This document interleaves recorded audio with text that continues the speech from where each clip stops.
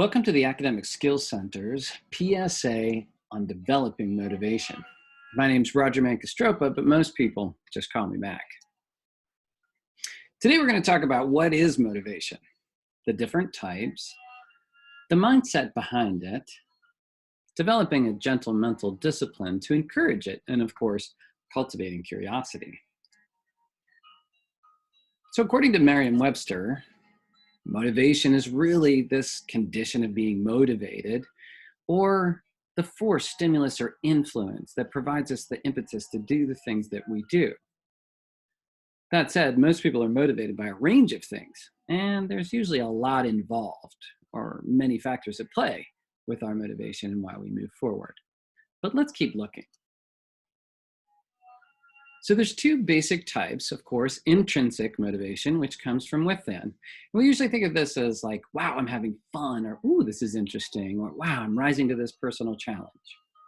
Now, extrinsic motivation comes from outside of us. I would like to earn this reward, or oh, I'm afraid to fail at this particular thing, or a fear of disappointing others. So how do we accomplish the things that are often considered the very most important things that we do? Where does our sense of urgency or pressure come from in order to accomplish them? And do we have to have that sense of urgency or pressure? Is there a way to develop intrinsic motivation for things that we don't necessarily want to do? So I talk to students all the time about this, and 95% of them will agree that they get their homework done and they do well in school primarily because they're afraid to fail.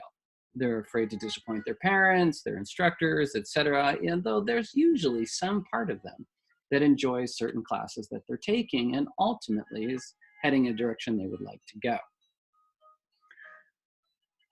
So how do we develop this next step, this letting go of the urgency or pressure and moving from that intrinsic place?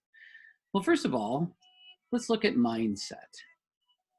If you have a fixed mindset, you believe that you were born with specific abilities and it's genetic and there isn't much you can do about it. But if you have a growth mindset and you can shift from one to the next, you know that you have opportunities to grow. And through hard work, through disciplining yourself, and sometimes just by letting go of the past, you can have a wonderful opportunity to grow into a new way of being. So let's talk about one way to encourage this kind of mental discipline.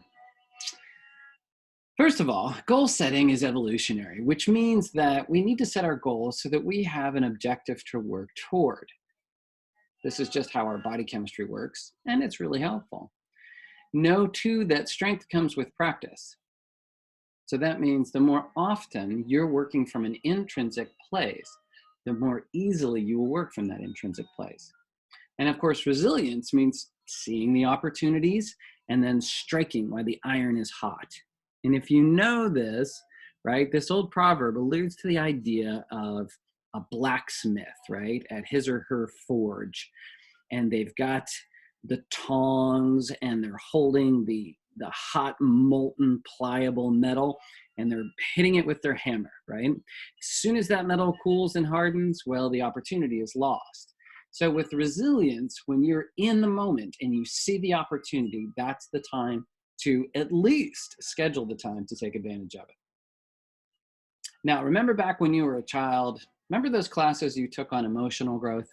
Remember kindergarten, first, second, third, fourth, fifth grade? Oh, you don't? Yeah, I don't either. Right? It's because we didn't have those classes. So is there a way to gently discipline your mind to encourage the intrinsic motivation? Well, here's one way. So breathing exercises. We start with a 4-8 breath, which is a nice full in breath to the count of 4 and an extra long, slow out breath to the count of 8. We keep our mind focused on the breath. And as we do that extra long exhale, we're activating the parasympathetic nervous system and bringing our body and mind into homeostasis. So we're able to let go of fear and function in the neocortex far more effectively. Now, when we're doing this, our mind will naturally wander. And that's a normal beneficial thing. However, in this moment, what we're looking to do is improve focus and concentration. So we want to keep returning to our breath. So when the mind wanders, we take note of what it wanders about and we come back to the breath over and over again. This practice over time will gently increase your focus, your concentration, as well as your ability to relax. So start with 3 minutes a day. Maybe jump to 5 in time when 3 minutes seems like it's going fast, and ultimately to 10, 15, or 20 minutes. Over time, you'll notice a significant improvement in your ability to focus, concentrate, and relax your body. Now, cultivating curiosity is something I work with students all the time, and this is letting go of what you think you already know. So many times we walk into class or we sit down online to attend class, and we know what it's like to be in class, we know what it's like to be in this class, right? And we're holding on to the past or past experiences. When we release the past, we can clearly see what is actually happening in the present moment. This frees our mind to explore. So if you think about it, you've never been in this moment before, learning this subject in this way from this instructor.